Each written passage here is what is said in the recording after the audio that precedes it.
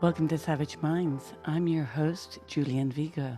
Today's guest is Jay Bhattacharya, a professor of medicine at Stanford University and a research associate at the National Bureau of Economics Research. He directs Stanford Center for Demography and Economics of Health and Aging, and his research focuses on the health and well-being of vulnerable populations, with a particular emphasis on the role of government programs, biomedical innovation, and economics.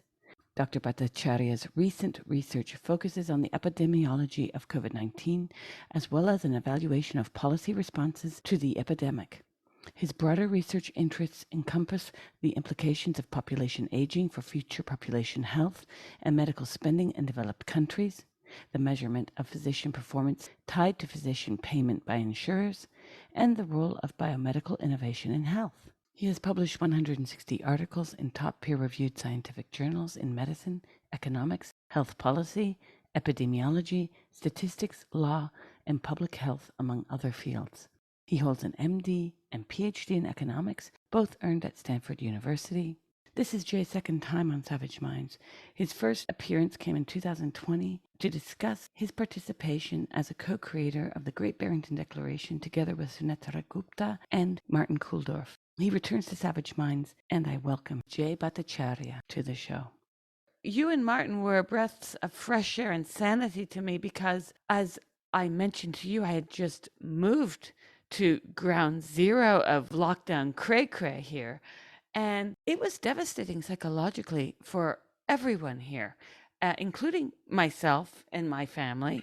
It was really hard. In fact, even when we spoke, I was in the throes of you try to get on with your work and your work in a way saves you. But it wasn't until things started to unlock here that other pieces started falling apart, because you sort of realize when you've been released from prison how far into the prison you were. The mental health devastation was so severe. You talk to people, not just here in Italy or in France or whatever, but there are people who are completely agoraphobic now. There are people who are afraid of hugging their friends, their children. It's insane. And we knew this. It was either you or Martin that said one of the dangers of lockdown is that it's going to be really hard to undo. Yeah. And so true this is. And I kicked off Savage Minds in the height of a pandemic. Who would think, one would launch a magazine and podcast under such conditions? But I was forced to, because every left of center publication for which I wrote refused absolutely and categorically to run anything on this. I couldn't run anything with yours or Martin's name in it. I got hate mail sometimes from, oh, you've drunk the Kool-Aid. Well, yeah, I guess. I was so disappointed in large parts of the left.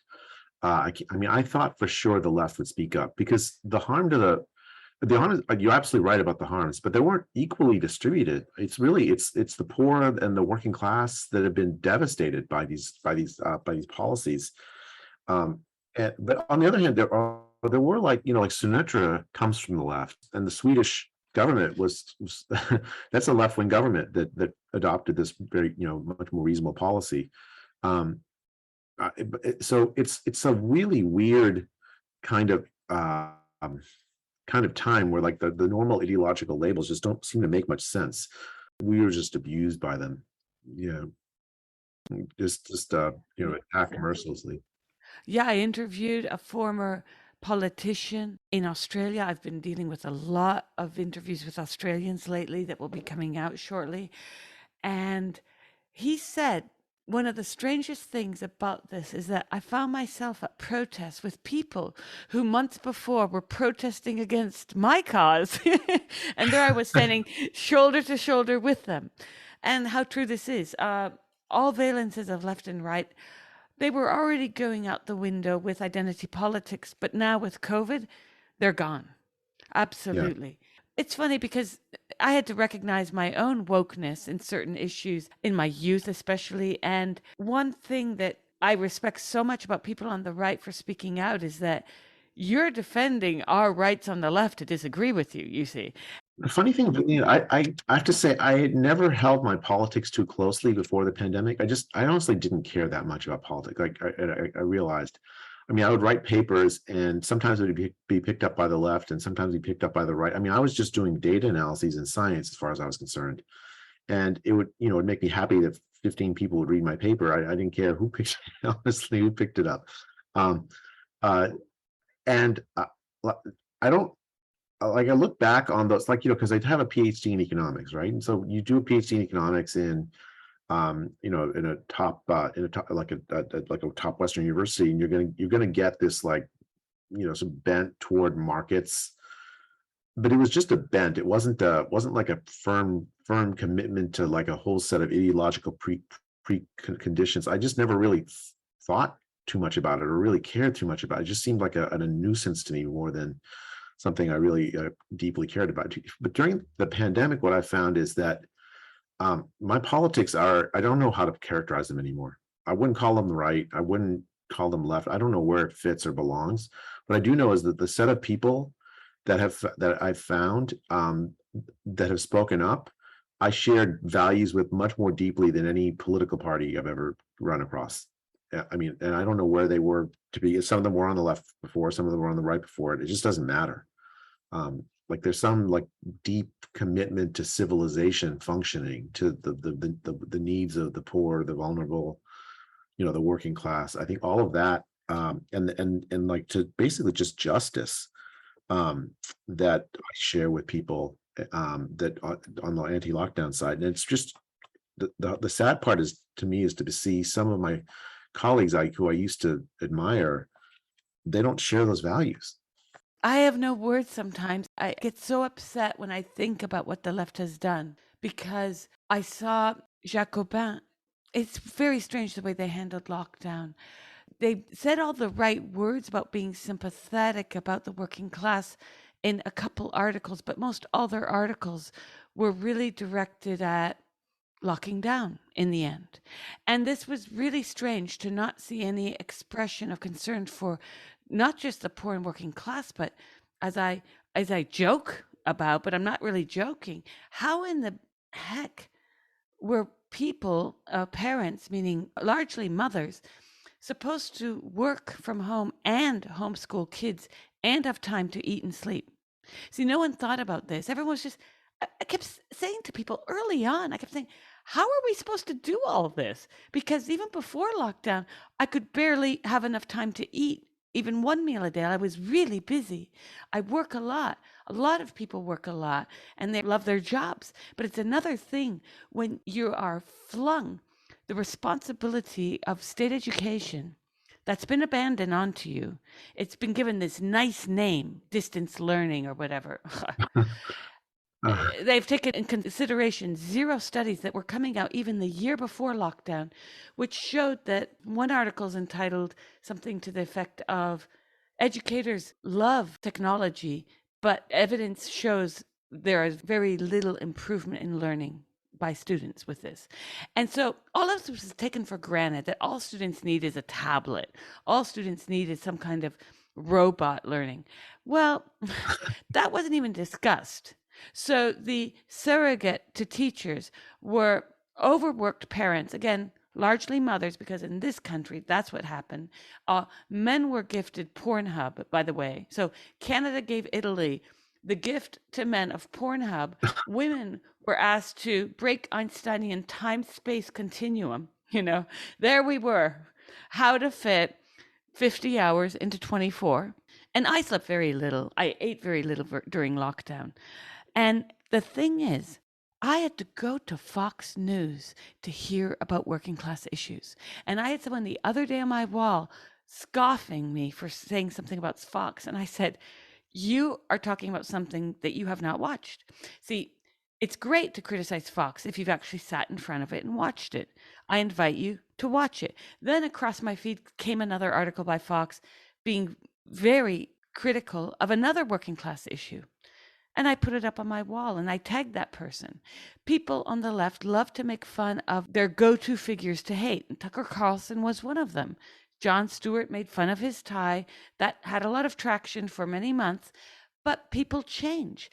And I'd say the left has changed away from class. And I'd say Tucker Carlson has taken more consideration towards class and gotten rid of some of his gimmicky presentation, some of his over-the-top hyperbole. We're all crooked timber in some sense, right? Right. I've been on I've been on some mainstream and like left wing TV, and but for the most part, I've been invited to be on Fox. And on Fox, I have spoken for the poor. I've spoken for the working class. I've recommended the vaccines for the elderly. A lot of people have written to me. I mean, I've got a lot of hate mail from former friends of mine, but I also got a lot of very kind notes from just regular people. Mhm. And they're telling me the same stories you're telling me, Julian. Like, like moms that single moms that can't, like, they're like, what do I do for my kids? I have a 7-year-old. I have to go work, and do I leave him home alone on Zoom? Right. I just, it's heartbreaking. And you're right. It's weird places that you wouldn't necessarily have expected for the pandemic that ended up speaking for people like that. And I'll go where that is. I don't care what the label is, and they're all really they all have their quirks. But frankly, so do the mainstream places have their quirks, and they're not quirks that are easy to overlook either. Well, not at all. CNN was running one infomercial after another. They had travel stories at the height of lockdown. These were paid stories. And what a lot of people don't realize is that these publications, including Forbes, a lot of these publications are running paid advertisement. I've written about this because I find it infuriating and it should not be allowed. At least it should be declassified as journalism, because these outlets are running paid advertisement, but it's tailored to look like an article. And they have programs for it. I linked to it in my article. Forbes has a program that you can pay 6 digits if you are a medium-sized company to get coverage by them. So it's all fake news.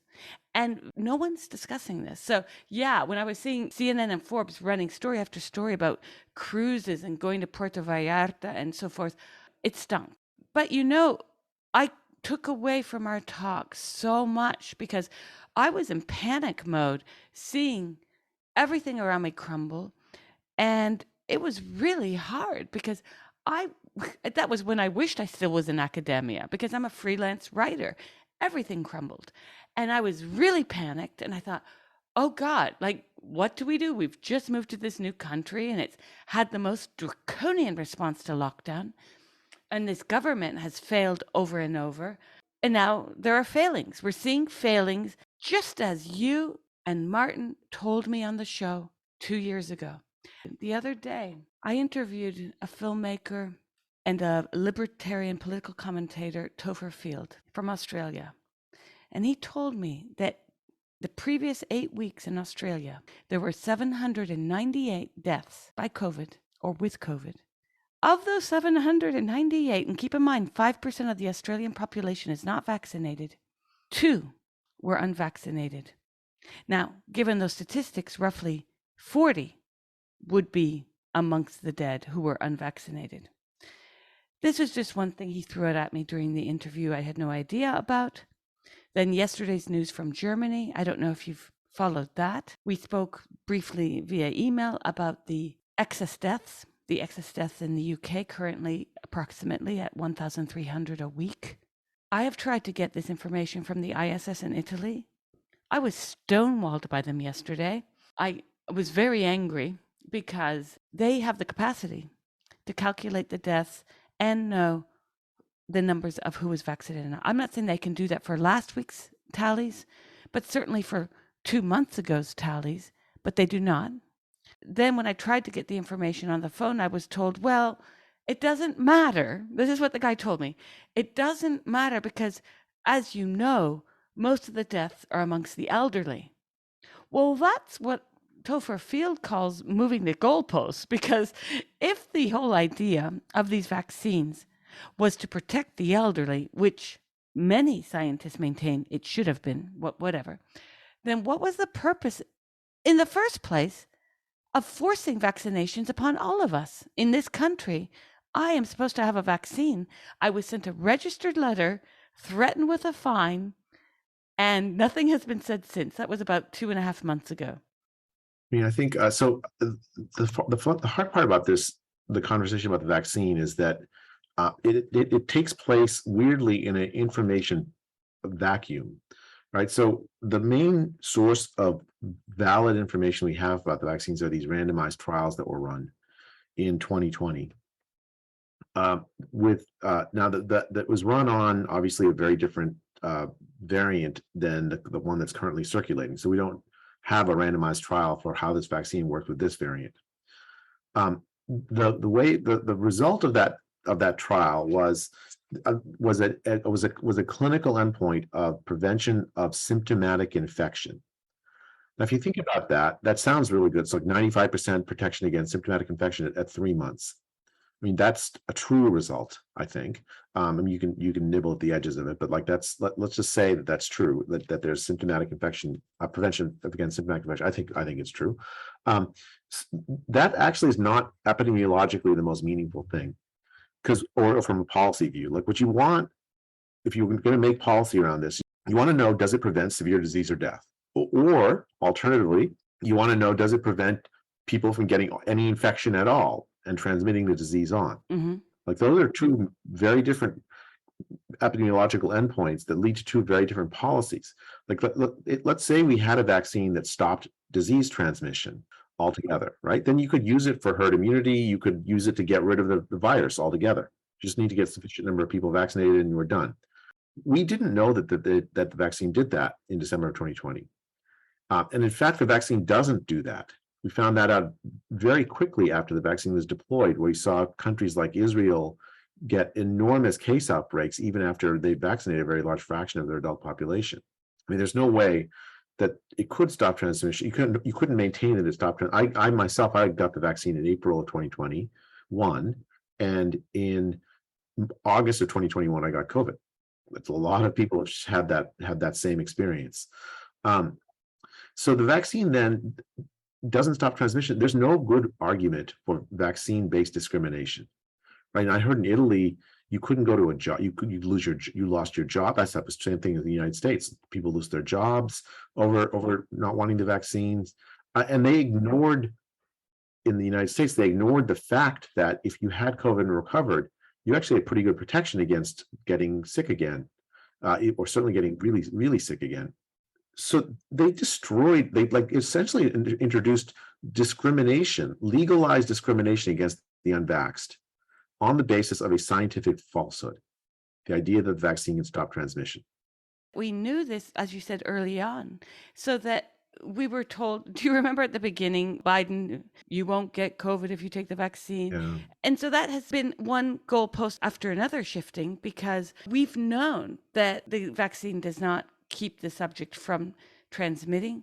Now, does it keep the rate of death less? This is a question for the subject. And then the severity of illness, because we were told it did. But then if I'm looking at the statistics from Australia, that's not what I see here. So I think that, so it's complicated to look at the population statistics and infer something about the protection against severe disease. As I said, the vaccine trials didn't show anything because it didn't have that as an endpoint. There have been some, like the way you do this, when you don't have the randomized evidence, is always going to be subject to like some criticism. I mean, there's just no perfect way around to do this. The best studies I've seen have come from places like, weirdly, like Qatar, there's one I think was in was it Denmark? There's a Swedish study. There, what you do is you get a group of people that have been vaccinated. You find a matched group of people who are similar but aren't vaccinated, and you track them comprehensively over time to see if they die from COVID. And there you actually do see some evidence, at least during the Delta waves and earlier variants, of the vaccine protecting against severe disease and death. And I believe it. I mean, I think it's true. On that basis of those studies, I have advocated that older people be vaccinated, because that's who is really at high risk from dying if they get COVID. The hard part with the population studies is that you have the vaccine, but you don't really know the risk categories that people fall in. So, for instance, if we had vaccinated only old people and not really vaccinated very many young people, the rate of death would have been higher among the vaccinated, because even vaccinated old people are at higher risk of dying than unvaccinated. while at the same time, you still have a reduction in the risk of dying from COVID if you're vaccinated, especially if you're old, Hmm. if you follow me. So the Yeah. statistics of it are complicated to get inferences out of. I mean, my best read on this, I've been doing this a while, and it's still going to be controversial, but my best read on this is that the vaccines, the right way to use them, is to recommend very strongly that older people get vaccinated to reduce the risk of severe disease and death. For younger people, there really isn't an enormous benefit from getting vaccinated. I mean, there may be some small benefit, but already their risk is low of a bad outcome if they get COVID. So you're protecting against a relatively small risk.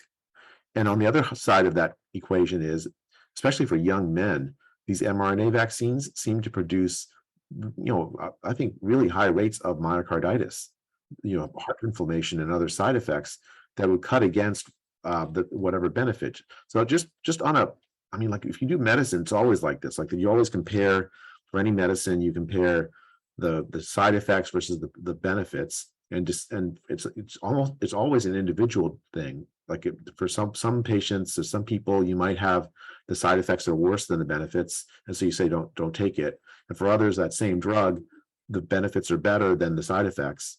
Um, you're always balancing those two. It needs to be an individual thing, and then you take the drug if the benefits are more than side effects. I think that's the way I've approached this.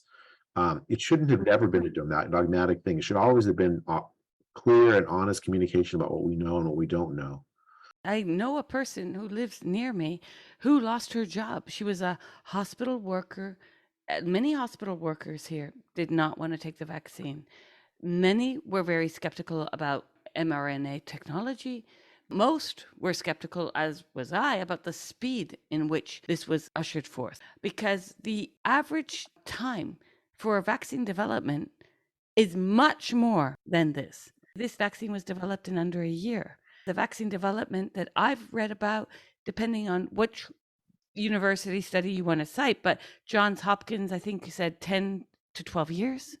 So one, I think, is okay to be skeptical about it. I'm not a no vaxxer, by the way. All my kids I didn't even bat my eyes to give my kids those jabs that they got at birth, at 2 months, or whenever they gave them, because it was different in the UK and then in Germany. And I had no problem with that. I'm not someone who would ever even push back on that, because I'm very aware that polio or diphtheria, I don't think they give polio anymore now in the US, but that's made a comeback apparently. Yeah. With lockdown, as you mentioned to me when we spoke, you said one of the things that's going to happen is that vaccines will not be taken, they will be skipped in many places. And sure enough, but this is where we are. We're in this space where if you question a vaccine that's been developed and rolled out in less than a year, you're somehow on the level of those folks in Disneyland that started a epidemic, right?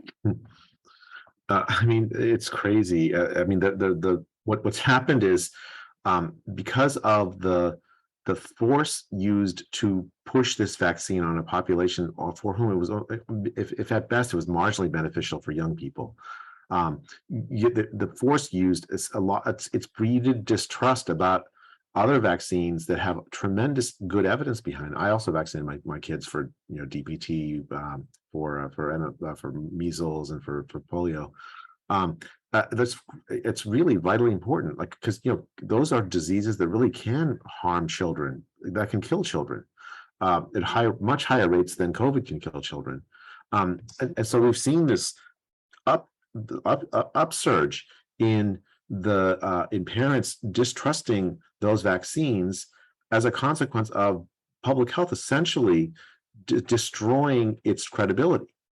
I mean, it's really sad to see. Like I want to figure out some way to fix it. I just don't know how to fix it. I think it has to start by telling the truth over and over and over again, and then acknowledging error. I don't see public health seem to be willing to do that in country after country.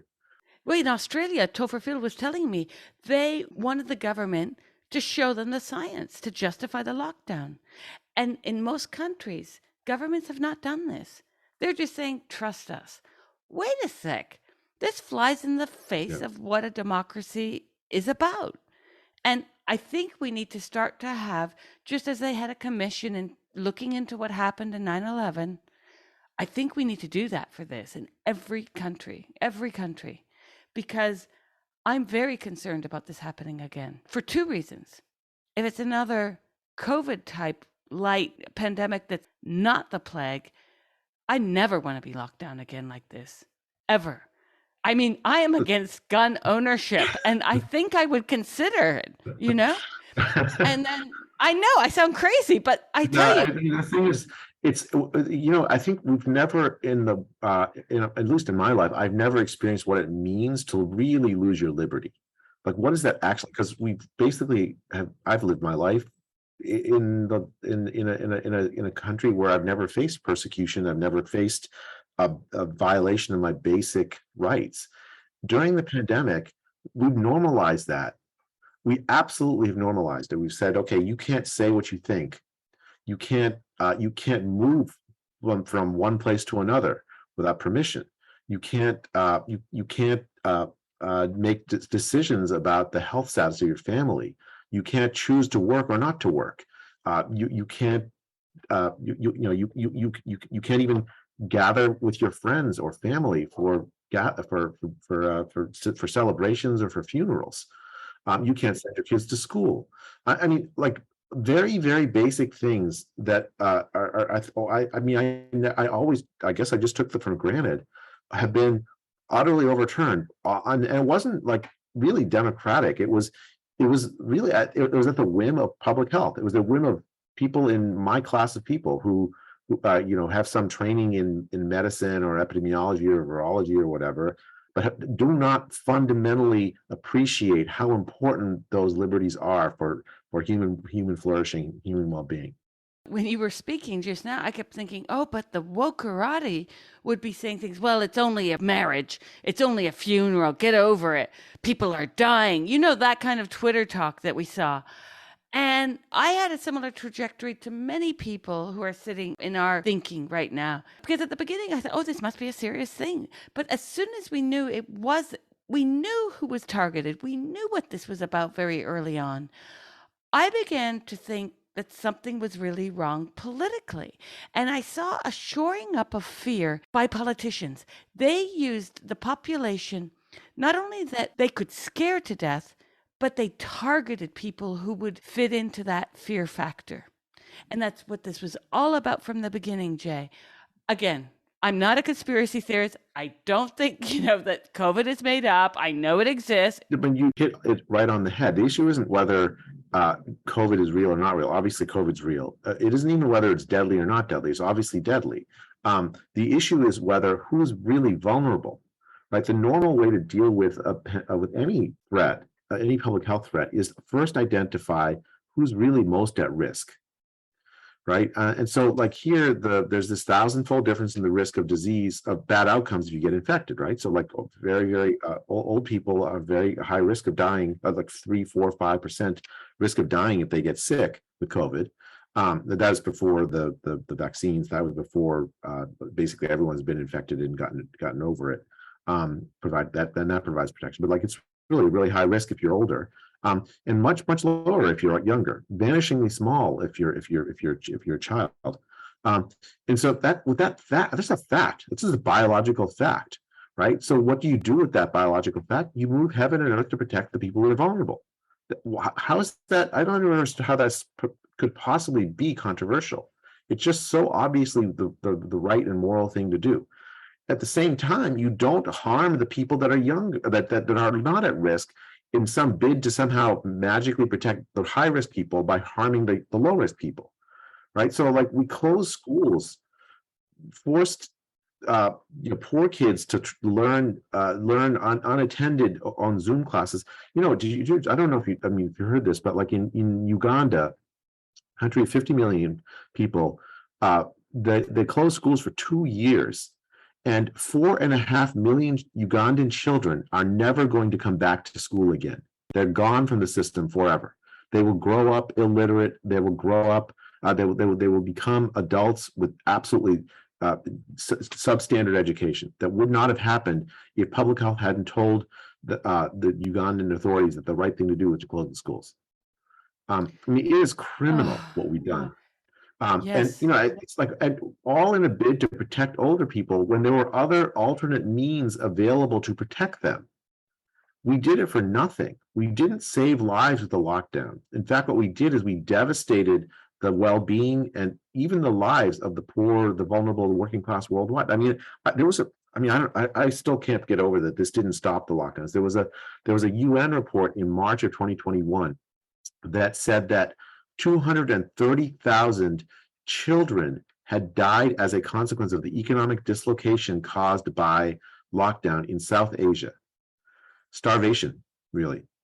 Yeah. They died of starvation. And why how, like it was utterly predictable, right? You have this globalized market, all these poor countries had reorganized their economies around fitting into the global economy. And then overnight you just said, oh, no, that's done. Ended. And then of course, people who are at $2 a day or less of income are going to die as a consequence of it. There's not any room for error there. Yes, you pointed that out on the show. When you came on 2 years ago, you said that there would be starvation, there would be people dying. These reports are everywhere. And yet, you won't see any of the left of center media, even today. This is the worst part, Jay. And this is what I thought. Last year, at some point, I thought, holy cow, when all of this comes out, how badly this was done, how badly it was executed. You have many problems here. First, you have the governments that have to admit they got it wrong. They probably won't. Then you have all the sycophants to these governments, including people who have sent us hate mail, including friends, ex-friends who have disowned us, because they are the very types. I mean, there must be a phenotype here of individual who can simply not admit when they are wrong. And that's not who I am. I'm very good at admitting when I get things wrong. But I have to say, I don't think a lot of people are. And so we are in a psychological trap within a psychological trap, because we have all been, I said the other day on Twitter, I said, hello, fellow slowly boiled frogs, because we're coming out of this pot. And a lot of us were jumping around saying, oh, the water's hot. But a lot of other people were like, oh, it's just getting warm. I'm going to fall asleep. And I think that we have been sounding the alarm in each of the ways that we do. Because I tell you, the Great Barrington Declaration was sanity. And I saw it early on, because when we went into lockdown and my upstairs and my downstairs neighbors, all elderly, I lived in a building of completely elderly people, party every night. And I thought, how serious can this be if the Italian authorities are saying that we all have to lock down? But clearly, I can't be living next to the only partying elderly people. That's what was happening here. No one followed the rules if they didn't want to. I mean, a lot of people did, but a lot Yeah. of people didn't. And so I became very suspicious about this emergency, because it clearly wasn't the plague. So the benefits of taking these vaccines and giving that to be an option for all people, let's say, definitely I have an issue about the forced giving of young men and even women, because myocarditis has now, in the reports from Germany, seems to be much bigger than they were letting on. The numbers are phenomenal. If you go to what one report said on the TV, was anywhere between what was 1,000, roughly 1,600 per dose. So 1 out of 1,600 chance that you would have a severe adverse reaction. This isn't like pimples or a rash, hospitalization. And another report that went more into detail into the findings said that it depends on how you read the numbers. It could be as low as 1 in 500. And they said even at 1 in 5,000, this would have been pulled as a vaccine. So I'm thinking about all of the nonsense we've been fed, because we can't forget. Also, let's skip back to when Trump was president. Remember what the Democrats said about Trump's plan to develop a vaccine, that they would never take it? Remember that? I remember that. But Biden gets into office and it's the safest thing out there. They sold that like a lemon, like a bad car. I mean, the thing, so like, there's a lot in there. I mean, so like, I think first, I don't know if you've noticed, Julian, but like, it's been interesting to see a lot of the lockdown leaders start to lose their jobs one by one. right? So like it started with Andrew, but it's never directly about lockdown. It's always about something else. Um, so, like, Andrew Cuomo, who sent COVID infected patients back to nursing homes. Uh, he stepped down because he sexually harassed his employees. Then you have like Boris Johnson losing his position, not because he locked down, but because he partied during a lockdown, right? You have like I think like in Italy you've seen. I mean, I guess Italian leaders come and go anyways, but like this Yeah. guy Draghi. I mean, you're seeing. I think in Australia, Scott Morrison loses his PM-ship and it's never about the lockdowns. Yet he was a lockdowner. Trump loses. Trump locked down. Um, I mean, it's interesting to watch politician after politician lose their jobs for some other stated reason, when I think a lot of it is just sort of this suppressed desire to hold people accountable for the damage that they did. And I think I'm finding hope in that. I actually think there is going to be a political reckoning around the lockdowns, and lockdown leaders, left or right, are going to start to see a lot of pressure again. I mean, Macron wins, but mainly because you have this, Le Pen opposition. I mean, France is never going to vote for Le Pen. So and Macron, he's like his party then faces a no confidence. They lose on this domestic passports issue with a far left and a far right or left and right coalition against him, right? I mean, there's makings of a political pushback against a lot of the leaders that adopted this nonsense. I think is a really good thing. On it's I don't know, maybe I tend to I'm not very good at political analysis, I have to say. So, but this is why I look at this and I like it. Just seems like it's not a coincidence that people are coming together saying no. I had Mary Lou Singleton, who's a midwife, on the show, and she pointed out this about Andrew Cuomo because we had a good laugh. Like, since when the sexual harassment so quickly developed into he's gone? Like, that happened rather quickly. Even though the investigation was earlier I mean, he was gone rather quickly. It was just like, he's gone. And yes, they also wanted to cover up what he did in the nursing homes. That never got critiqued by left of center media, not in the way they would have done. I mean, all Trump had to do was say China virus, and that was enough to piss off the likes of this alleged Marxist or socialist Jacobin. Ridiculous. We have lost sight of what is important on the left, and that's what's worrying to me. There's been zero class analysis whatsoever. I had people on the left, after I had you and Martin on the show and others, talking about the devastation from lockdown. Are you saying that there's another way? You want people just to die? And they could not walk and chew gum, as my mother would say. There has to be a way that we can keep two thoughts in our head at the same time, right? Like, very similar to what's happening in Russia. No, don't support the invasion of Ukraine, but yes, there might be a slight problem with NATO. Yeah, maybe that's been going on for a decade, right? And people don't like when you have two thoughts that are independent but related, but still independent, and you can hold them and say, this is wrong, but this is also a problem. And that's what happened, I think, in lockdown. Is this was a great opportunity for governments to capitalize on scaring people. They got that going. And then they could control the masses with these. Did you notice how the signaling by mass media, because mass media, I don't think we can say is separate from the government anymore. This is really a moment for everyone to reconsider turning on their TVs to most of these channels, MSNBC. Even aside from COVID, it's embarrassing what happened with the Hunter Biden laptop. What happened there? Or the fact that the New York Times runs stories that, yes, we got into Iraq second war because of one of their journalists. We've had serious problems with ethics in journalism, but no worse a time for this than the COVID era. I found it really funny, Julian, just to watch a bunch of supposed experts in epidemiology and public health posting on COVID continuously for 2 years on Twitter, all of a sudden become Ukraine war experts. I mean, Yeah.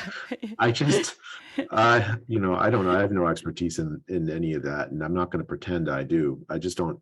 And my thoughts about it are just worth basically nothing. So I haven't really shared them because it basically what it's done. I think is whatever the expertise the expert class thought it had, and whatever perception that it thought the regular people had about the expert class, that's thrown away entirely. And it's thrown away in this with this, like, it is exactly as you say, this like propaganda at the center of it. And that's I've seen that in COVID. Like, lie after lie about what the science is saying is pushed by uh, places like the CDC, where they, in order just to manipulate public behavior, as opposed to like tell the public, here's what the science says, here's what we know, here's what we don't know, here's what the uncertainties are, here's our best advice, given these facts. I mean, think how far that would have gone in terms of building public trust. Think how much better our public health response would have been. Instead, it's just heartbreaking to watch. I actually do think public health is important. I think it can serve the public a lot of good, do the public a lot of good. And I've seen when it's as it's thrown away its credibility, it's made it basically really difficult to accomplish that good. This is where a lot of people in Australia I've spoken to have said to me that public health has failed us. And I think we do need to have a reassessment of the role that these organizations that are not even elected, like they're extra governmental organizations, like the UN, the WHO, who died and left Dr. Fauci in charge, the conflicts of interest of what he's involved with. I don't know if you read the biography on him, but there are huge ethical breaches there, I'm sorry to say.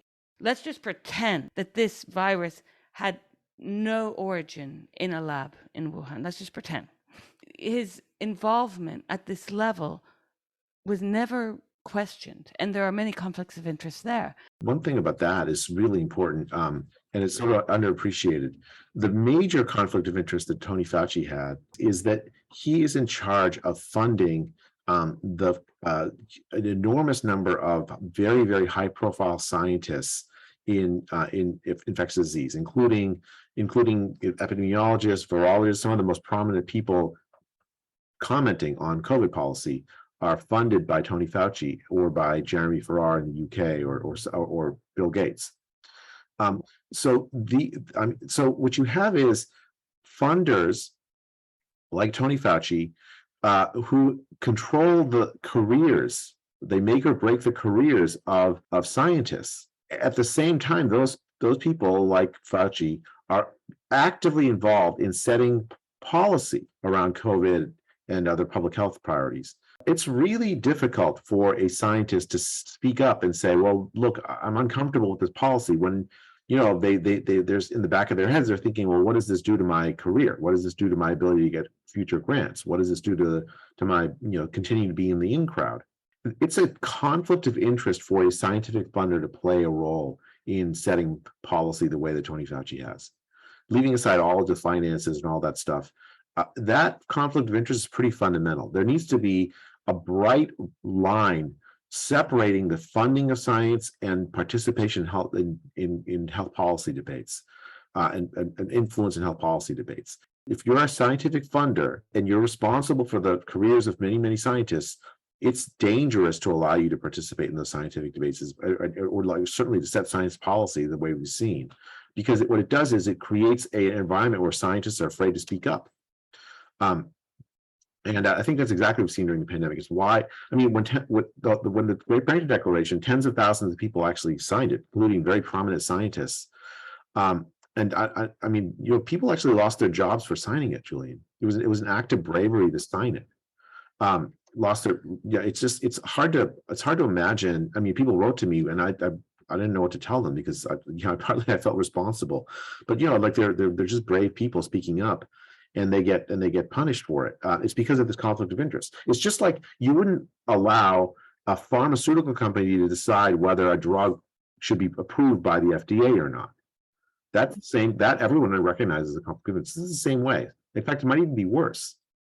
this has been suggested to me by many people on the ground. There were many people who felt like even having the mandates for vaccine, what that created, on top of the way social media kicked off people who would speak out.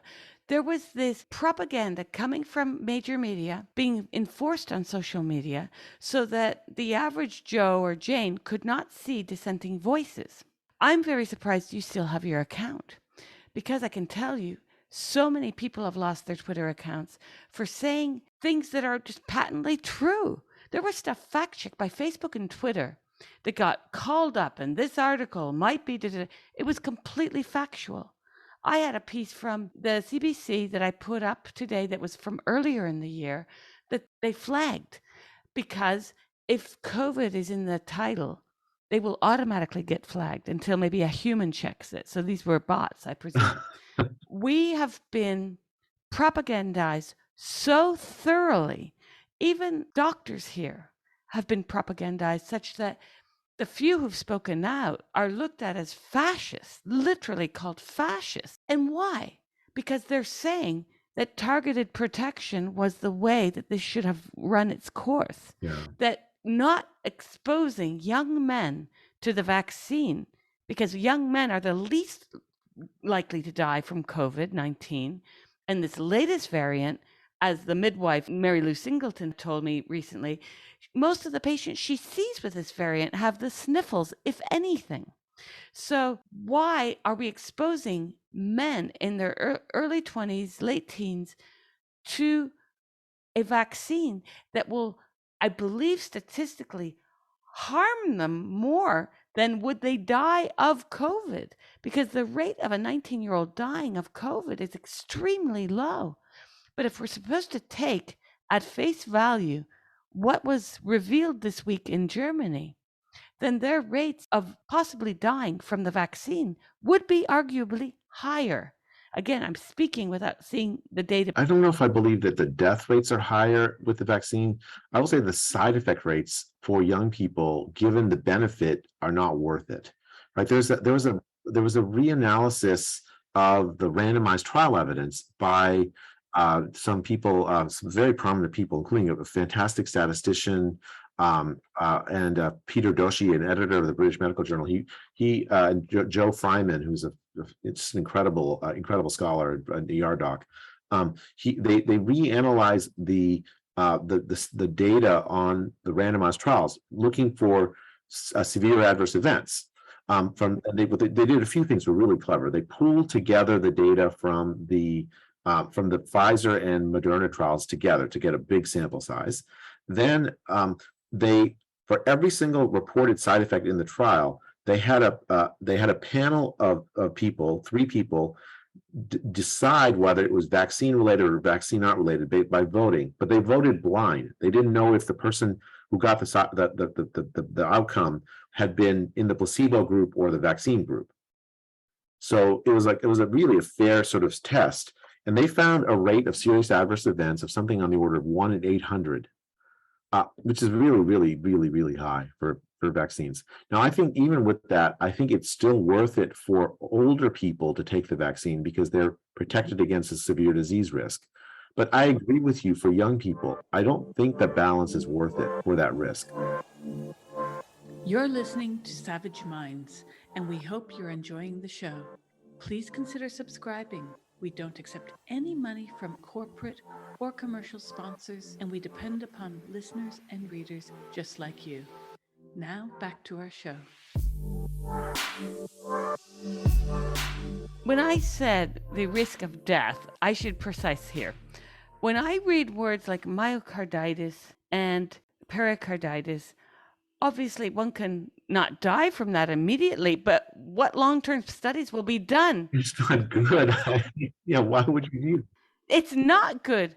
No, but if Yeah. a 19-year-old gets a myocarditis and they don't die, I don't have the science or the statistics to know, but their chances of living a healthy, long life would be reduced, I presume. Yeah, I mean, many people with myocarditis recover, but some don't, and some do have basically lifelong disabilities as a consequence. It depends, but the point is, like, why would you put anybody at risk of getting that in exchange for basically not very, in exchange for basically nothing, like basically a very, very small reduction in the risk of severe disease if you get COVID. Right. One thing I've heard is like people say is like, look, you reduce the risk of myocarditis if you get COVID if you get the vaccine. Because the logic is, well, you reduce the risk of getting COVID if you get the vaccine, therefore you don't face the risk of myocarditis from COVID. That actually turns out to be not true, because the vaccine doesn't stop you from getting COVID. So you get both the risk of the vaccine myocarditis and also the risk of COVID myocarditis together. So the right calculus is just what we've been talking about all along, Julian. It's what are the benefits, what are the harms for you in particular, for you, the person, the young person. What are the benefits, what are the harms for you, an older person? And the answer, I think, is going to be very different. Younger people, it's the case for the vaccine, unless you have comorbidities or some other special circumstance, it's going to be probably no. If for older people, again, unless there's some special circumstance, the answer is probably going to be yes. It shouldn't be forced. It should be something where you go to your physician and you talk it over based on your own personal health condition and make an informed choice. That you mentioned informed consent early in our discussion. That's something that's really vital for medical ethics. I mean, it's sort of the basis for why patients should trust doctors to begin with. We threw that out. I mean, we basically decided that everyone getting the vaccine was so important that we were not going to respect people's informed consent. In part threw it out, in part we handed it over to MSNBC and CNN, etc. And this is where I have real ethical issues in the way that journalism's been in bed with these government's decisions the whole time. I saw a tweet of yours yesterday, and you actually sent it to me in the email, but I was going to ask you about this because I have a question mark. A huge new study, millions of people from the UK measuring the incidence of long COVID symptoms published in Nature, found that 5.4% in patients with a history of COVID infection had long COVID, and then 4.4% in comparator patients with no history of COVID. What does this mean? Okay, so there have been a lot of fear mongering around long COVID. Long COVID is this idea that there are lingering symptoms that can be disabling long after you've recovered from the acute phase of COVID. You get so when there, I think so. First, let me tell you about the study, and then I'll tell you what I think is going on. There's a bunch of studies that have tried to identify the rate at which long COVID occurs. And a lot of them have been methodologically deeply flawed. Like they've gone to activist groups, so the zero COVID activist groups, and essentially recruited people, asking them if they have one of a long list of symptoms, and if they say yes to one of the symptoms, then they say that this is long COVID sufferer. A lot of the work in the scientific literature has been to do something more careful, which is to match them against other people who have not had COVID, track those people for 3 months or 4 months, and ask them the same set of questions. Do you still have a cough? Are you still unable to smell? Do you have a loss of libido? Or you have a whole range of symptoms that are seen as potentially related to COVID. And it turns out that in most of those studies, the rate of long COVID among people who had COVID is just a little bit higher, or just almost exactly the same as the rate of those symptoms among people who never had COVID. Now, what does that mean? I think the thing is, you need to distinguish between sort of 3 different phenomena going on all at once. So the first is, and this is, I think, pretty uncommon, but can happen. If you get very sick and you end up in the ICU or on a ventilator, it's going to take you a while to get better, right? Even if you leave the ICU, even if you weren't on a ventilator, if you leave the ICU, it's going to take some time because you've just been through a very traumatic thing in your life. And it's going to take a while to recover from that. So I think that's a legitimate post-ICU recovery from COVID. That's a legitimate thing that happens to people. Then there's a second phenomenon, which is post-viral symptoms that actually can occur it happens with other viruses. Like, I don't know if you ever had mono. Famously, you have long mono symptoms. It takes months of fatigue after you get, it's caused by the Epstein-Barr virus. sometimes called the kissing disease, right? So it's like teenager gets it. They're fatigued for months as a consequence. Most people are exposed when they're little, and then when they get exposed the second time to it, it doesn't cause these long symptoms, but it can in some people. Flu can cause extra respiratory symptoms a lot. Like my son, when he was younger, had the flu, despite being vaccinated against it. He woke up one morning, a couple of days after he'd gotten better, and he couldn't move his leg. It turned out it was this thing called benign myositis that sometimes happens after the flu. And he was better after a week, but you can imagine I was really scared for a week. I'm in a long COVID group on Facebook. I went in over a year ago. I was very transparent about going in as a journalist. Let me tell you, it's a very strange group in the sense that advice is asked. What do you suggest? I'm tired a lot, but I want to get some exercise. What should I do? So the other day I go on and someone had asked for ideas about change of diet and exercise. And I suggested a certain type of diet, eliminating sugars and carbohydrates and doing some yoga. I got screamed at in the group. Now, I tell you this, not to complain about being screamed at, but this is not the first time this has happened to me, because I find that these kinds of groups that are focused around a disease, they become highly protective about the notion that one can help oneself by changing diet or doing exercise. I mean, I wasn't saying go out and run a triathlon, or I was suggesting something very minor, because it seems like in this group, one thing I've noticed is that the discussions are about nothing. I mean, it is a long COVID support group, okay, but everything is only about suffering. There's no one that comes on saying, I'm feeling better, which is what one would think. It's always kvetching. It's just like kvetch from left to right. And there is no sign of the bettering of the subject, which is a bit bizarre because I would expect a little of that. Or maybe it's not cool in these groups because you don't want to show off that you're getting better. I don't know. That actually illustrates the third type of thing that I think is going on. So like the first two are the post-ICU recovery, and then legitimate lingering, post-viral symptoms. The third thing is, we just been through a psychological trauma, a tremendous one of these lockdowns. It's had, and you mentioned this earlier, tremendous effects on the psychological well-being of the population. We're prone to to worry about many things. They're not. I don't mean to denigrate it. I mean, some of those worries are quite legitimate, and that has a physical toll, whether you've had COVID or not. And I think that is the third thing that's going on. That's why those studies with control groups find such similar rates of long COVID symptoms in populations, whether they've had COVID or not. I mean, it's something else going on, and I think it's related to the psychological distress caused by public health creating fear and panic in the population. I mean, that's just not. It's not psychologically healthy to be in panic for so long. Yes, and in the long COVID group, what I see is people only being able to relate to each other in terms of symptoms. There is no other life.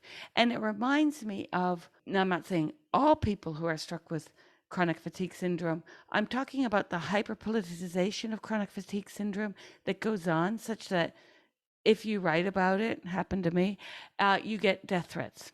You get letters. You get such hatred. I've never seen anything like it in my life. It's a pale above what happens when I write about gender issues.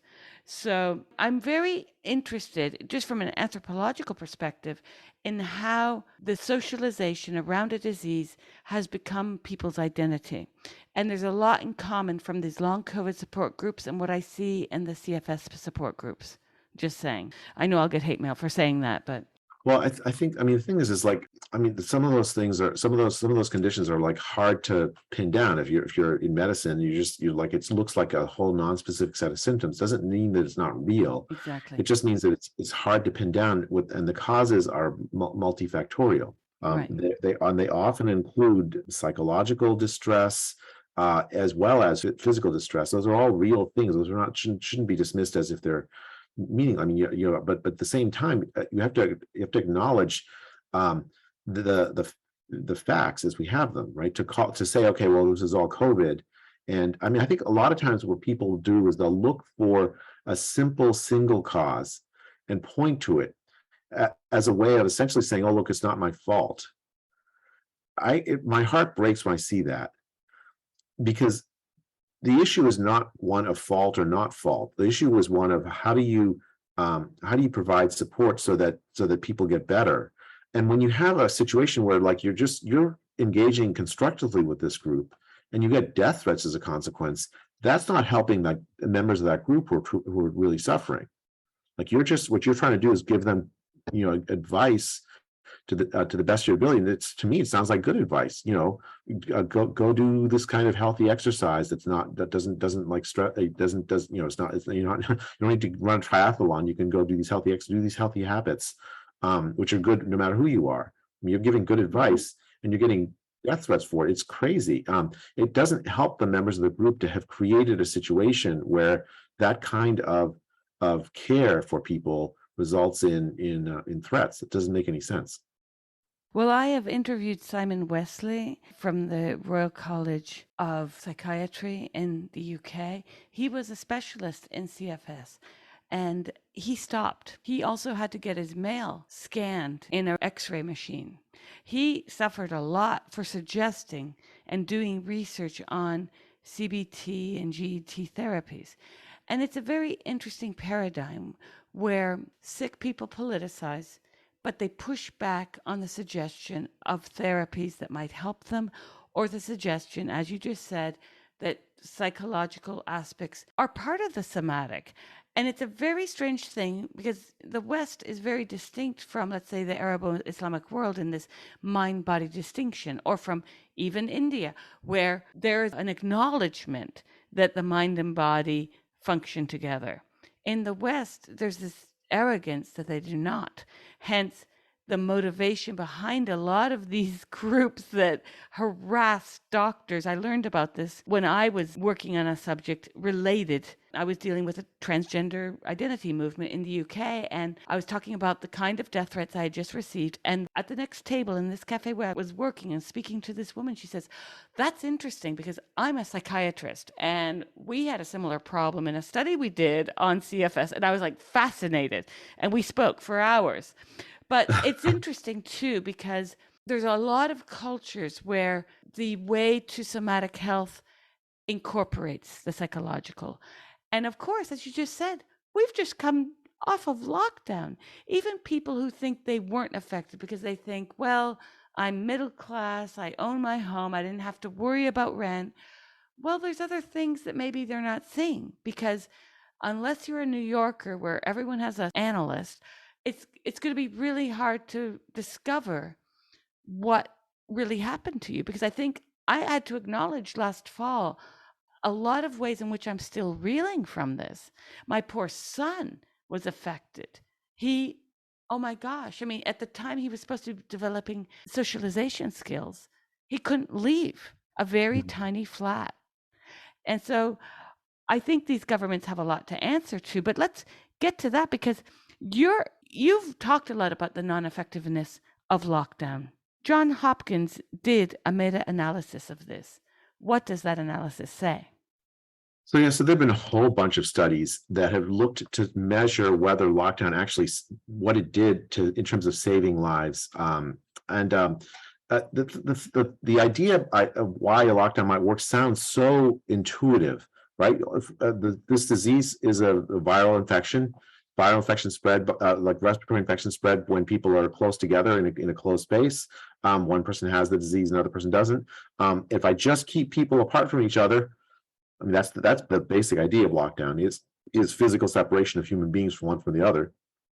If I do that enough for long enough, for far enough away from each other, then the disease will go away, right? Sounds so intuitive. Of course, it has had a benefit. But the reality is that the capacity for people to abide by lockdown varies tremendously by their social class and their economic circumstances. Mm-hmm. So maybe 20% of the American population have jobs that could be replaced by work from home. I call them the laptop class. Yes. That group, lockdown didn't really affect their financial well-being so much. In fact, they actually gained during lockdown, many of them. For much of the rest of the society, though, lockdown didn't mean physical separation. It meant you had to go work to serve the laptop class. Even if you're a 64-year-old and you're an Uber driver, you're going to go do Uber driving in the middle of a pandemic. If you're a chef or you work in agriculture or any of the, you repair electrical lines, no matter, a huge number of working class jobs went on as they had to keep society going during the lockdown. And there was no provision made in the United States and many other countries to protect older workers. Like, we could have given sabbatical time to older workers during severe waves, right? Something we called for in the Great Barrington Declaration. We could have given paid time off if people are sick and working class people. We spent trillions, but we didn't do that. Yeah. So like the actual experience of lockdown for most of society is exposure to the virus. And so when people have gone back and tried to analyze in the data what effect lockdown had. Now, these lockdowns are not randomly imposed. So it's hard to you're always going to get arguments whenever you're trying to evaluate the effect of a policy that's not randomly evaluated. But when people try to do as careful a job as they can, what they find is that lockdown had little to zero to very little effect on saving lives. Very little effect on saving lives in terms of preventing vulnerable people from getting COVID and dying from it. How could they ascertain that? I know a lot of our listeners are going to say, how can they know that? Because you have the diehard lockdowners. And I maintain for everyone listening to this who thinks that lockdown was the way to go, I think it's really important that we understand the harm's done and what lockdown did not accomplish. How could they ascertain this? I published a study in 2021, very early 2021. I wrote it with John Ioannidis and a colleague of mine here at Stanford. The basic way you would address this, there's two ways that people have tried to address this. One, which I really don't like, is they will create some model, a very mechanical model of how society functions. And in this model, they'll run, it's like, if you ever played the game Sims, it's very similar to that. They just have a simulation of little individuals that they've modeled randomly running into each other. Very little attention paid to social structure, to class, to economic circumstances. It's just a mathematical model with little Sims running around. And then they'll impose a lockdown in this little Sim world and say, okay, well, look, the disease doesn't spread when you impose a lockdown because all of my little Sims never interact with each other. And then they'll compare that to the real world and say, well, look, my model said that if we lock down, there would be 0 deaths from COVID, and there were 1 million deaths from COVID. Therefore, the lockdown would have saved 1 million lives. Mm-hmm. Right?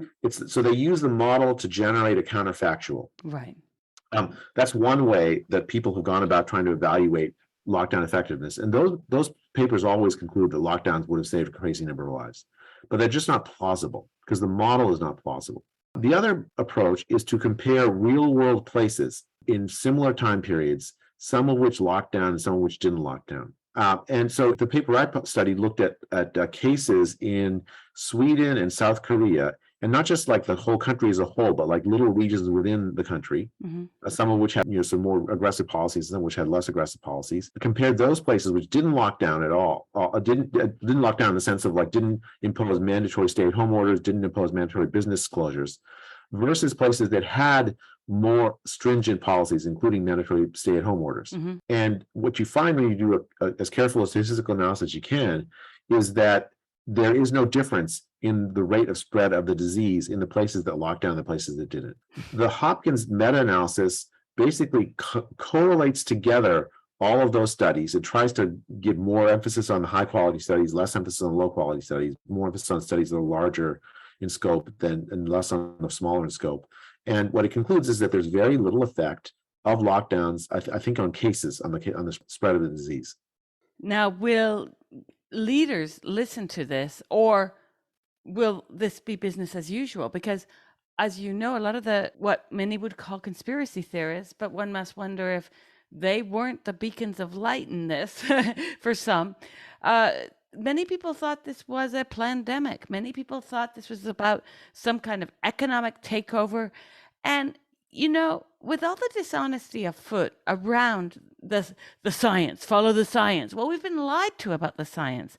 So can you blame conspiracy theorists for coming up with reasons for the lies? Yeah, I don't blame anyone for anything really. I mean, I think people, mostly people. Well, okay, I should temper that. There was a lot of abuse and a lot of like nuttiness, and people should apologize for that.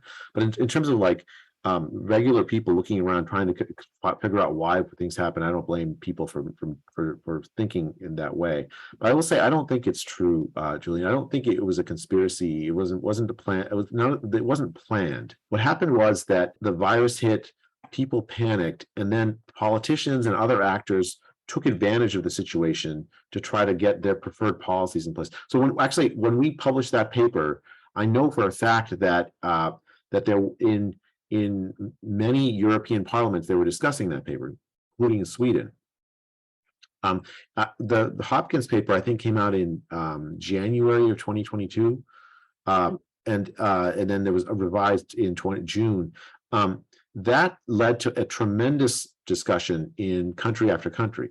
I don't think it's an accident that even in places that had zero COVID, they started to open up in 2022. First, Omicron came and it crushed their illusion that they actually could control the spread of the virus. And then, the academic literature is starting to come to this consensus, it appears, that the lockdowns didn't really have a tremendous benefit. So you compare that against the costs, the harms that we talked about earlier in this podcast, versus the fact that it's really hard to find a real benefit from lockdowns in terms of controlling the disease spread. What's the purpose then? Why did we lock down? This is a question that a lot of people have asked. Was this the go-to plan? Like, a lot of governments have a plan. If there's a pandemic, this is what we're going to do. This wasn't in the plan, was it? No, it wasn't. I think what happened was panic, right? So I think in January of 2020, people looked at, they heard these reports of this very serious disease happening in China. And they thought, okay, and then there are all these like videos of Chinese people dying on the street. There is this story of this heroic young doctor who blows the whistle on the spread of this disease, and he dies from COVID, from treating patients from COVID. And they look and see that China locks down an enormous city, and the disease goes away. The World Health Organization sent a mission to China to try to assess its response, and they came back saying, look, this was a success. Locking down was a success. We should export this to the rest of the world. Then you have Italy, especially in Lombardy, this tremendously horrible situation where like older people are dying. The hospital systems are overwhelmed. There's even people who bury the dead are overwhelmed. Morticians are overwhelmed. And so you have this, and like all these pictures are going around the world, and the idea is that somehow Italy didn't really handle it well because they didn't lock down early like China did. China locked down and handled it early. That combination of panic, along with this contrast between China and Italy, in the minds of many policymakers, led to the conclusion that we have to throw out our old pandemic plan, which was basically something like the Great Barrington Declaration. Focus protection, don't panic society. Throw all of that out and instead adopt a lockdown because it worked for China. I've interviewed people who have suggested that image from Wuhan of the person dying on the street might not have been real, in the sense of they believe that this was part of a propaganda campaign. Now, from whom? From which actor? Because I have a problem as well with the way in which, if we're supposed to be living in democracies, you there, me here, why was the reaction sort of copy paste? Oh, it's so much easier. I mean, it's so much easier, right? So like you have this like uncertain situation, very, very difficult situation involving complicated scientific issues. You have politicians who don't know much about science, and they have to make decisions that are going to make or break their careers because everyone's looking at them to make these monumental decisions about, do I lock down? What do I do about this pandemic? And it's so much easier, Julian, to just say, well, look, Boris is locking down, so I'm going to lock down. That kind of policy contagion happens in the context of this kind of uncertainty. So much, because if it goes wrong for all of us together, no one politician is going to be held responsible. I'm just doing what the science told me to do, right? It's what Tony Fauci told me to do. It's not my fault that didn't work. Whereas if you stick your neck out and say, well, evidence doesn't make sense. It's hurting the poor. It doesn't seem to be stopping the spread of the disease. The disease is spreading anyways. I'm going to open the schools like Governor DeSantis in Florida did. Mm-hmm. You get killed by the press. Yeah. Absolutely murdered by them. For politicians, it's just much easier to go along. That's something I saw as well. You saw this almost beatification of the leader of New Zealand, and she was speaking constantly and still is about zero COVID. And I have a question about this because when Martin came on the show, he suggested that if the disease were allowed to just pass through the population, obviously some people will die, but that was going to be the case anyways. That it could be the case that the disease weakens. Now we're seeing the latest variant is nothing compared to the Delta variant. Is this virus becoming weaker? Or could it now ricochet and become stronger again? I mean, there's no iron law that it has to become weaker. I do think that Omicron is less deadly, for instance, and it's certainly different in terms of the symptoms it produces. For instance, it's much less likely to produce the loss of sense of smell that the previous variants give. So there's no iron law about that. But with the iron law, there is an iron law, and that's I think why it looks like it's so much weaker. We now have a population that is in large part either COVID recovered and thereby have protection against infection, like severe infection, or they've had the vaccines and thereby have protection against severe infection. So you have I think especially the immunity provided by COVID recovery is really important, because that seems to be much more effective than even the vaccine-mediated immunity. Mm-hmm. And we have a population that's no longer immune naive in that sense. In 2020, the entire population more or less was immune naive, especially the West. So you have this a very, very different situation than we had in 2020. Even if the virus is equally deadly as it was in 2020, it's in some inherent or intrinsic way, it's meeting a population that's better able to manage it for immunological reasons. Right. So if I believe I might have had it in January of 2020, all of us were very sick. I never get sick. Now, if I had it, does this mean, again, I know you can't necessarily answer this definitively, but could it mean that my body would be better protected even now, 2.5 years later? Yeah, I think the answer to that is yes. Now, that doesn't mean you're not going to get it again. It's like other coronaviruses, you get it repeatedly throughout your life. The recovery doesn't provide permanent protection against reinfection, especially if there's a variant that escapes immunity the way that Omicron does. But what it does mean is that the next time you get it, it's likely to be less severe. It's less likely to produce severe disease, I should say. Less likely to produce hospitalizations, less likely to kill you than the first time you got it. So is this now an endemic? And is it time that governments let go of all of these crazy rules? Because one of the things that my son suffers from now is the obligation to wear a mask. He's 6 years old. It's done his head in. Yeah. It's horrible. I mean, we put masks on toddlers. I mean, I don't have no idea what public health people are thinking that somehow masking a toddler could possibly be effective in stopping the spread of the disease. Like toddlers don't wear masks very well, many of them, and it, as you say, imposes cost on them, harms them. That's again many of them. So I don't understand that.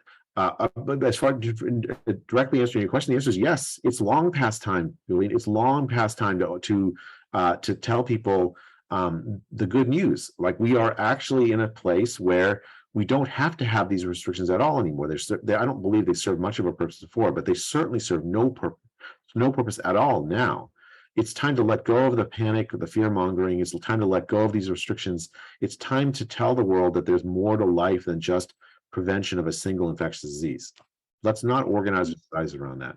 No, if only the WHO would have put its efforts towards malaria in this way.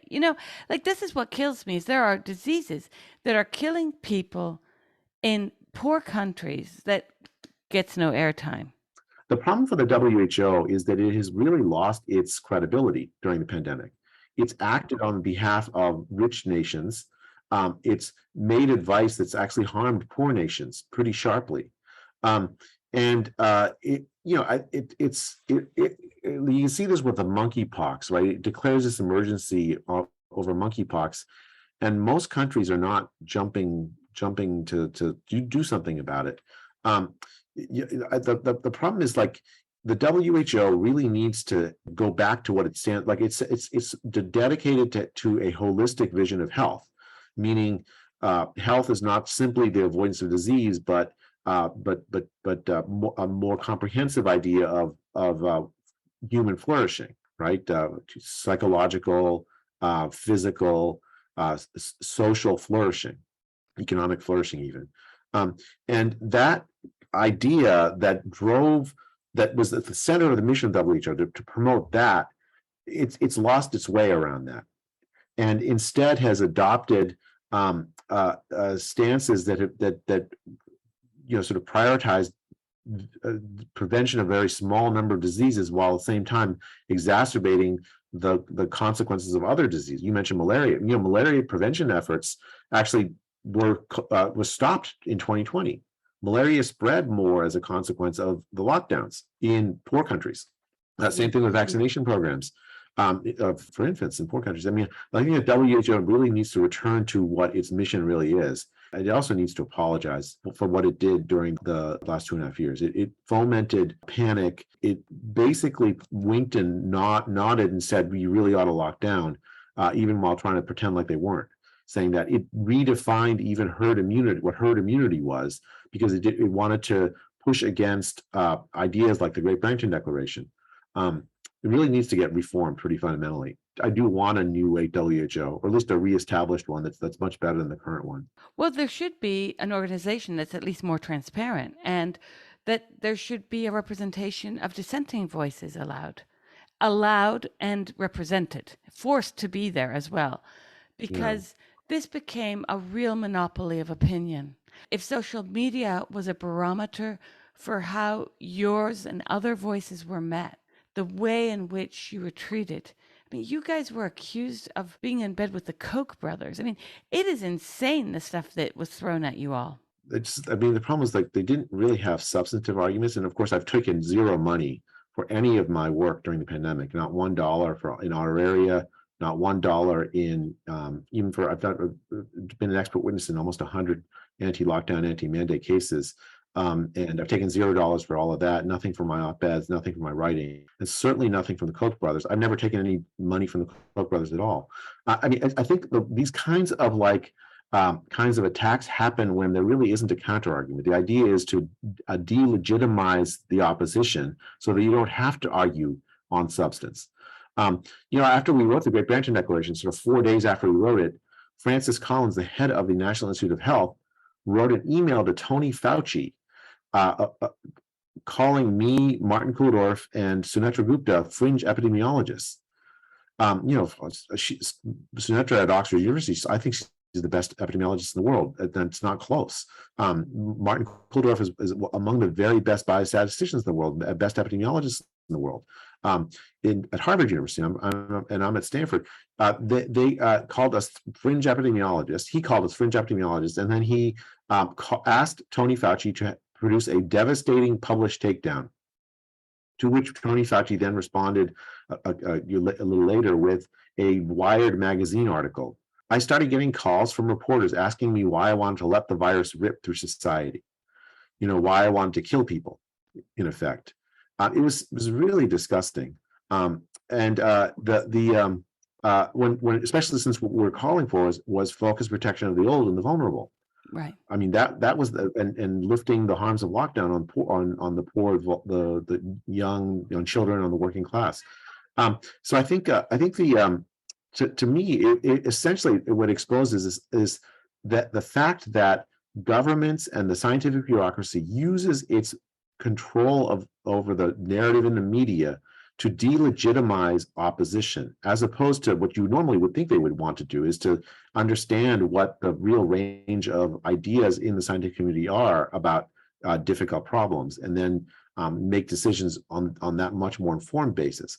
Instead, they wanted to they, meaning like the scientific bureaucracy, including Tony Fauci, wanted to maintain an illusion of consensus about what to do about the epidemic that didn't exist. Tens of thousands of doctors and scientists signed the Great Barrington Declaration. Instead of saying, "Oh, maybe we're doing the wrong strategy," the powers that be, like including Tony Fauci, viewed this as a threat to their authority and then used really illegitimate means to silence it. Yeah, that's exactly what happened. And a healthy democracy should embrace dissenting voices, especially you weren't like the overnight Ukraine Russian experts on Twitter. You were all a group. No, but it's insane. I read one article that said, well, one of the people who signed it, like it had some hokey name. Okay, so you get that on open petitions and letters where someone will come up and write George Washington or whatever.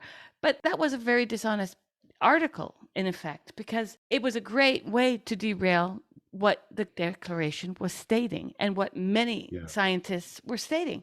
How do we turn the ship around, though? Because this is the greater problem. I mean, more and more people are opening their eyes, or the scales are falling off their eyes, as the expression goes. But we still have a lot of people who will push back, and governments that will not want to admit they got it wrong. Because when they admit they got that wrong, from there will be the fallout to forcing the young to get vaccines, to having fired and or let go hundreds of thousands of people, and or to the economic disenfranchisement that has gone on, severe, and the mental health and physical health deteriorations as a result of the lockdowns. I don't know if you've read about the sudden death syndrome. Is this a rebranding of young sportsmen who've gotten the vaccine? I mean, I'm not saying this is, but one who might think in that way would go there, because we're seeing this explosion of sudden death. Those stats from Australia are pretty devastating in the sense of the vaccine should have been used for the elderly. End of. They should never have been foisted upon people. People should not have had to make a choice between getting something injected to their body or being able to eat. And that's what's gone on here. It's totalitarian. And when I spoke to Topher Field the other day, he said, I think people should go to jail for this. And I can't disagree with him.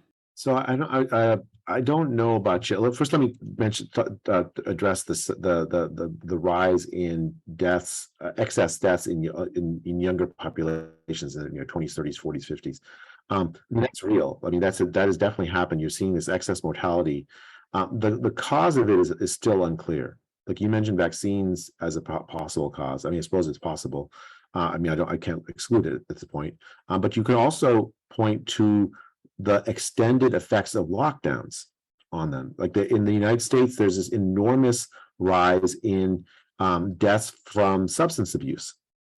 And it's younger people. Now, why is there this? Now, of course, there was substance abuse before in the United States, but with fentanyl and the opioid crisis. But it's gotten much worse. It correlates with depression. It correlates with hopelessness, right? Isolation. I don't think that those are unrelated. So I think some of these deaths could be due to essentially a long lockdown, right? If you will. I don't know exactly. No one's done a study that I can cite to you, because I haven't seen a study that carefully decomposes all the sources of these deaths. But the deaths are there and they're real. And trying to understand what is causing them is an absolutely vital public health priority. As far as like what do we do next, I'm not a big fan of jail and all that. I think a lot of that basically puts people off from an honest evaluation of what went wrong. I think that absolutely has to come, is an honest evaluation. In medicine, when a patient dies, sometimes what happens is that the doctors that are managing the patient will get together in a conference called a morbidity and mortality conference, an M&M conference, and they will honestly discuss what went wrong, what decisions were happened. The idea isn't to point fingers, but the idea is to like come up with conclusions about what should have been done differently, so that the next time they do it differently. I'm afraid what will need to happen is that we'll need a new generation of public health leaders before that can happen, because it's really clear that many of the public health leaders that made these enormous mistakes are doubling down on trying to say that they're right. I mean, I saw a video from Tony Fauci saying the only problem is we didn't lock down hard enough. as if he didn't see what's happened in Shanghai. So I don't have a ton of trust in the current generation of public health leaders, but I do think that that the new generation of public health leaders that takes over after this one, and I don't think it's going to take that much longer, a few years, will look at this and say and draw the right lessons. Because you can't look at the data and come away thinking that what the public health leaders of this generation did was a success. They clearly need a new way of thinking about things because they went badly astray at the crucial moment when their expertise should have been definitive in doing good for the world, but in fact was definitive in doing exactly the opposite. I feel strongly about uncovering what happened and having a serious investigation on every country, because I feel like there were lies that were created and then used against us to make people fearful, but also to segregate society. When I speak of jail, I'm a very no one should go to jail for nonviolent crimes kind of person. I don't think thieves should be in jail, not any sort of thief, not even Bernie Madoff. I do think, of course, theft can cause serious violence to people in terms of losing their life savings, etc. But I feel that this was an incredible violence to all of us. Not the inability to leave our house and walk our dog. Well, actually, in Italy, if you had a dog, you had more freedom than if you didn't, because there was a certain point when those were the people allowed outside. But I feel like the leaders who said follow the science and knew damn well that the science did not indicate this, that ignored your voices, your three voices that created a document that was signed on by tens of thousands of specialists, even GPs, but people who know what would have happened. Because you don't have to be a magician to have figured it out. Whenever there's a crisis of this sort, it's always going to be the developing world. It's going to be the poor in your country. But hey, they don't matter because I'm not poor. That was the attitude we got. That's what we got. The people who were like, lockdown, baby, lockdown, these so-called leftists, they were ordering for Uber and using their Uber driver, who in places like London and Berlin, 9 times out of 10, actually 99 times out of 100, will be foreigners. And they will be their proxies for goodness. So they can run around with their little photo saying, I locked down, I got vaxxed. And they are the ones that can do purity politics on the backs of immigrants who are barely surviving. I just have a real issue with this kind of violence that was brought to our doorstep. The fact that my son is afraid of people still, like the mask thing. He's 5 weeks now out of school. And if this government plans to bring the mask back, I either have to move country again or homeschool him. Neither of which I want to do. Like, this is insane. The mental health effects, in fact, when we're not talking about suicide, when we're not talking about drug overdose, I agree with you. I think a lot of the excess deaths are likely linked to that. I don't know about the vaccine. I don't even want to make conjecture because I would like to see evidence. But I worry that we are overlooking the decades of mental health illness that will come from this. Decades, because I lost my mind. My children lost. Like, it was really hard to be in this when you were in a house that you thought, oh, we'll be in for a few. Like, that was where we were. And who knows where anyone had that pause button pushed, because a lot of people had that pause button pushed and they had no saving. A lot of people, when that pause button happened for lockdown, they had no anything. They were on the job market. Like, no one thought about anyone who wasn't affluent. Those people that made those decisions made a decision for a person who has a 401k plan. And that's that. And so the arrogance of what happened, maybe they should just do a symbolic night in prison, but I want these people. No, but I'm really angry. I'm angry. Passion. Like, people ask me why I don't get more angry. Honestly, I'm beyond angry. I don't know how to express it other ways than I have. But like, say, take someone like Tony Fauci. For him to go down in history as made this enormous blunder is worse than prison. Like, for him, he's the kind of person that's like, he wants to be remembered like Jonas Salk, and he's not going to be remembered as Jonas Salk. That kind of historical legacy is for many of the top scientific bureaucrats basically the worst kind of punishment that they can imagine. Or we can pitch an idea to Netflix, reality TV. We take Fauci, we take all the, even what's her name, Arden from New Zealand. We take all these guys, throw them on an island. It's going to be a great reality TV show. We put them in the island. We show them the island, all the beautiful places that they're going to spend the next year in. And we show them to their flats, then we lock them in it. And we're like, have fun. Sorry, that's my idea. Got it. I don't think I'd watch that. That sounds a horrible TV. I know. I'm sorry. I'm not a sadist, but lockdown. No, but it's what's interesting also about this, aside from the fact that, as I said at the beginning, I could not get stories past the pitch stage with left of center publications, is that still today, left of center publications, and I include independent media, I include a lot of media that's like, we're fighting back, we're Marxists, we're socialists, we're for the people. No, you're not for the people. I'm not going to name names here, but you editors know who you are, because they would not take a paper that investigated the mental health fallout in the summer of 2020, or the effects to children in the spring of 2020 or the fall of 2020. And this is what's gone on. I mean, what we're seeing is not only a collapse of left and right, but we're seeing that our democracy has no beacon of light to shine upon the politicians because they're in the same bed. And so I'm really hoping that people continue to focus on looking at media across the spectrum, read as much as they can, read from the left and the right, or whatever is now the left and the right, because it's indistinguishable in certain areas, or rather, the right is walking the left's old talk. And I call it political strangers on a train. I think that's what's happened here. When I see Fox News and Tucker Carlson specifically talk about the working class, and they're saying the words like economy. What the left hears when they hear economy are capitalists. They hear Bill Gates, they hear, the biggest billionaires on the planet. But what economics means is survival, right? This is what the left got wrong. Yeah, that's the thing. I have a PhD in economics. When I hear economy, I think of someone living on $2 a day in Bangladesh that can barely feed their families. I think of the migrant worker working in Mumbai who buys a store of coconuts so he can sell it on the street.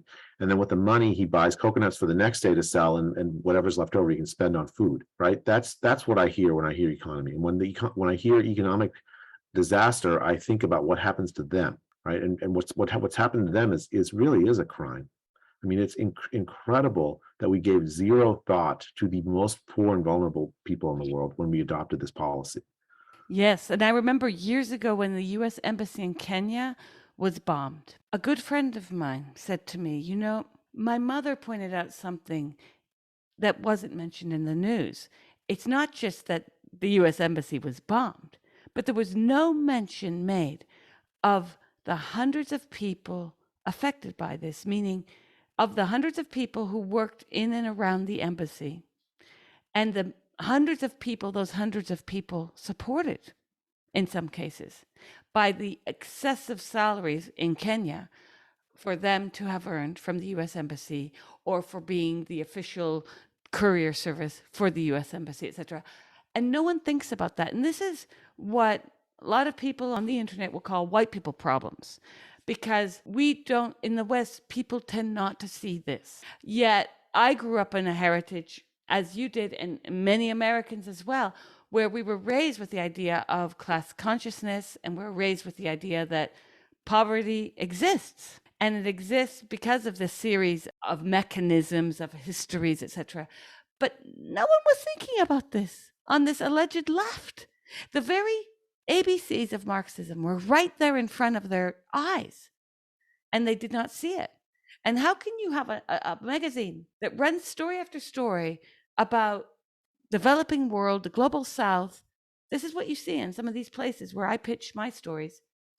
and they cannot recognize the poverty that would have been amassed that you and Martin, and I did not speak to Dr. Gupta, but I'm sure she was even there from what you're saying about her politics. How could you not see that? I don't know what to tell you. I mean, like I said, I think there's some people on the left who did see that and spoke up. I mean, you're one of them. Sinatra is one of them. Many people I now have deep admiration for, because you were speaking up against your clan. I also spoke up against my clan in public health and in economics.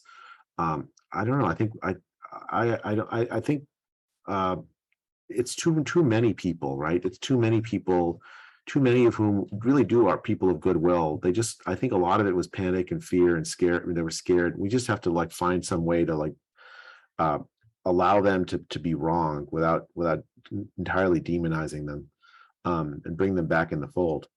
Well, I'll take back my prison sentence then. I won't enforce that. No, I can tell you that there were moments when, I was there thinking, am I losing my mind, or I cannot read anymore, because nothing made sense. In that moment when you started to see that nothing made sense, just before I interviewed you a month or two before, I was just, what on earth has gone on here? This is really not adding up. And that's where we need an accountability. So the WHO is a problem. Fauci, nominated as the Grand Poobah, was a problem. It was amazing to see how much he was used in Europe as well. Yeah. He became the go-to person for Europe. Like, how do we get to, you said it earlier, I'm going to go to that term you said, the policy contagion. Yeah. The policy contagion is a huge problem that I would never have thought would exist, but it did. Yeah. Well, you had basically the same small group of people. It was like very concentrated, advising political types everywhere on the same thing. It's the concentration of power within the scientific community and public health community that allowed them to paint this illusion of consensus that didn't exist. And then among the political class, they just didn't have the capacity, most of them, to assess correctly whether what they were hearing was true or false. And so they went with the thing that was less risky for them, which was to lock down. Because then even if it didn't work, they could just say, oh, we tried everything we could. Except that there was also this idea that some countries were going to head for zero COVID, which is still being pushed in certain countries to this moment. It became really worrying to me where zero COVID became the ideal until these very same countries, the ones that pushed for zero COVID, were often the ones making vaccine mandates. So they tried to replace one policy with another, thinking, oh, they won't notice. So now we don't have to worry about zero COVID because we have X percentage. We knew from the beginning that these vaccines were never going to be able to offer herd immunity.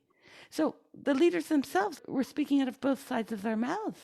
Yeah, I mean, they thought it would. I mean, they guessed it would. Right, December 2020, they looked at the results of the trial, which it saw that 95% prevention against symptomatic infection. And they guessed, they just thought, well, if it stops symptomatic infection, why wouldn't it also stop infection? That reasoning was wrong. You actually still got transmission. And the problem wasn't that their hope. The problem was that they designed all these policies that destroyed their credibility on the basis of that hope. And then doubled down on them for a full year, as you said earlier, like people losing jobs, people losing their ability to there are vaccine injured people who honestly were injured because of the vaccine. They're essentially gaslit around this. It was a colossal error, and the folks that committed it really do need to apologize, come clean and apologize.